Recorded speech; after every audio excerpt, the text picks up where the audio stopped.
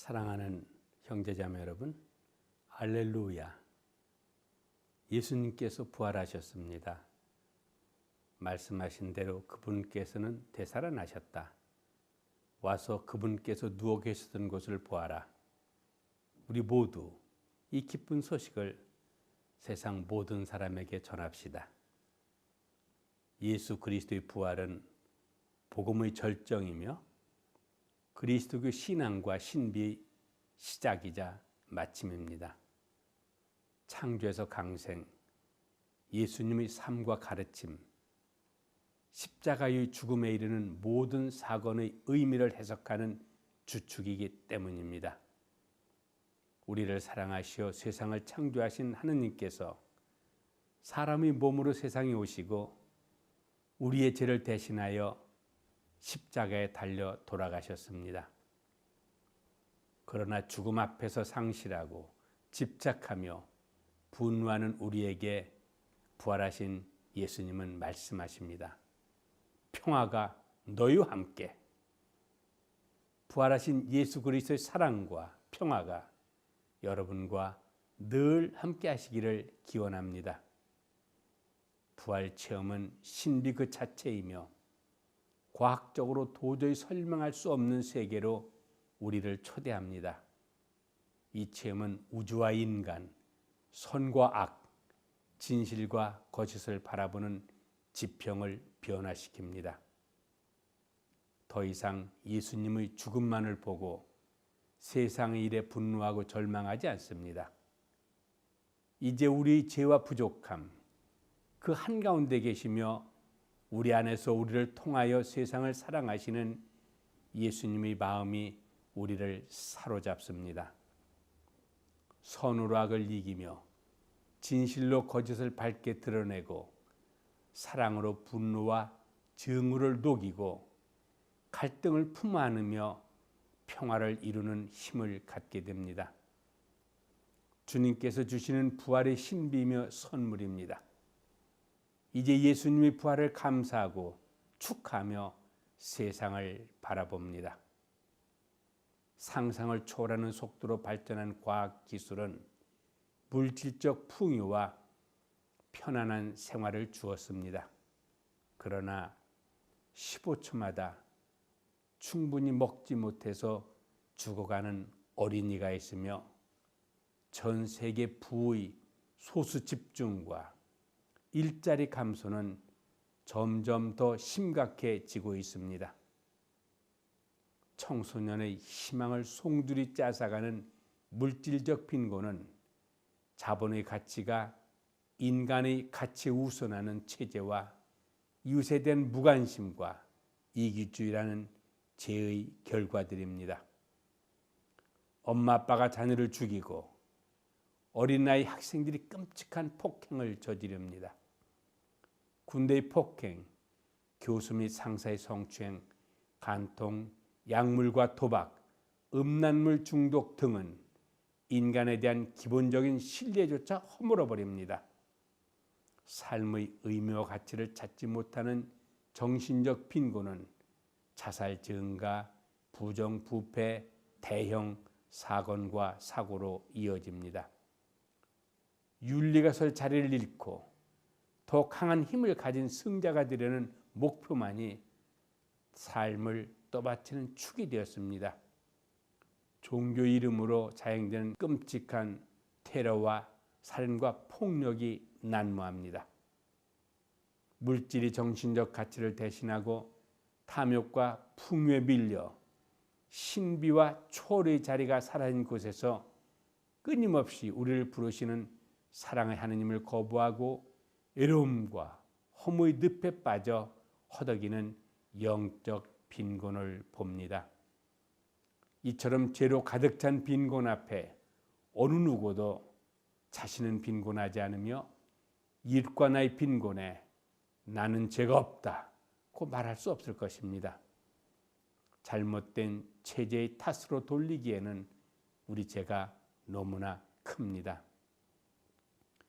고통받는 이웃에 무관심했으며 인성보다 성적을 중시하며 자녀를 교육했고 관행이라는 미명하에 윤리 원칙을 슬그머니 저버리거나 직위로 타인의 인격을 밟았습니다. 그러나 예수님의 부활은 우리의 죄를 용서하며 자비와 희망의 메시지를 품고 빈곤을 치유할 용기와 힘을 줍니다.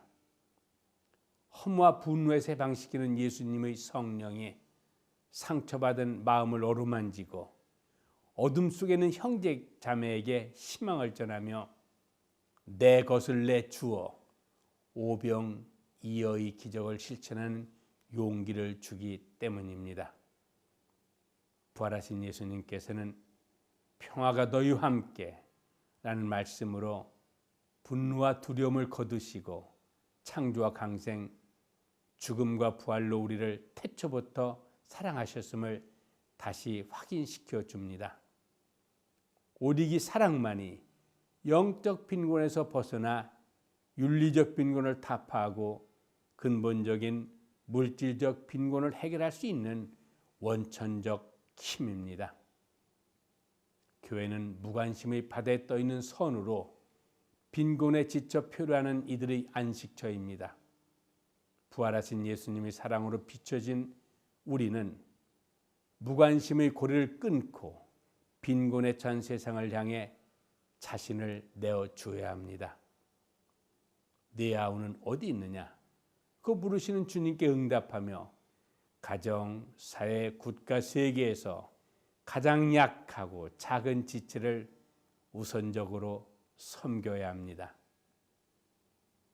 기도로 주님께 더 가까이 다가가며 성령과 함께 세상으로 나아가 주저함 없이 굳은 마음으로 주님의 복음을 삶과 선고로 증거해야 합니다. 이 시점에 평신도 역할이 어느 때보다도 중요합니다. 평신도는 교회에 속해 있을 뿐 아니라 자신이 바로 교회라는 분명한 의식을 지니셔야 합니다. 교회는 사제 중심적이며 교계 중심적인 모습에서 벗어나 복음 선포와 인간 성화로 현세 질서의 복음 정신을 침투시키고 현세 질서를 완성하는 평신도의 활동을 적극적으로 지원하는 데 최선을 다하겠습니다. 이제 평신도 수도자 사제가 하느님 백성으로서 동등한 지위를 가지고 상호 협력하며 더 열심히 복음을 살아갑시다. 광복 70주년을 맞는 올해는 교황님께서 선포하신 자비의 신년이 시작되는 해입니다. 땅을 원소유주에게 돌려주고 가난하거나 그 밖의 사정으로 노예가 된 유다인들을 풀어주었던 유다인들이 전통을 이어받아 보니파시오 8세 교황께서 제안한 성년 제도를 거쳐 성 요한 바오로 2세가 선포한 2000년 대희년에 이은 특별 희년입니다. 로마의 4대 성전 성년문을 연 것으로 시작되는 희년에 교회는 죄를 고백하고 용서를 청하며 용서하는 가운데 세상과 화해합니다. 하느님의 무한한 자비를 믿고 이웃을 사랑하고 이웃과 화해하는 삶을 살도록 합시다.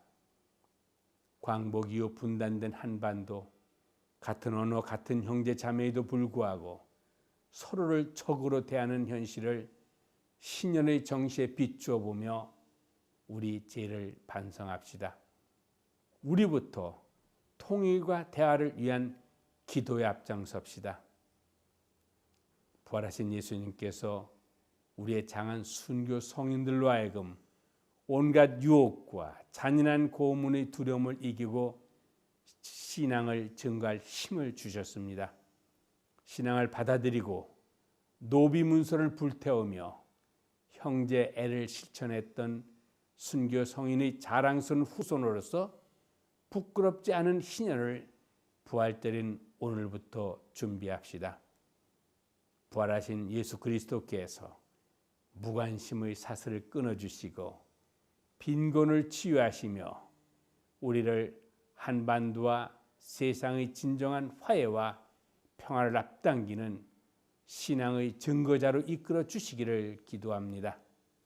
진심으로 부활을 축하드립니다. 알렐루야, 고맙습니다.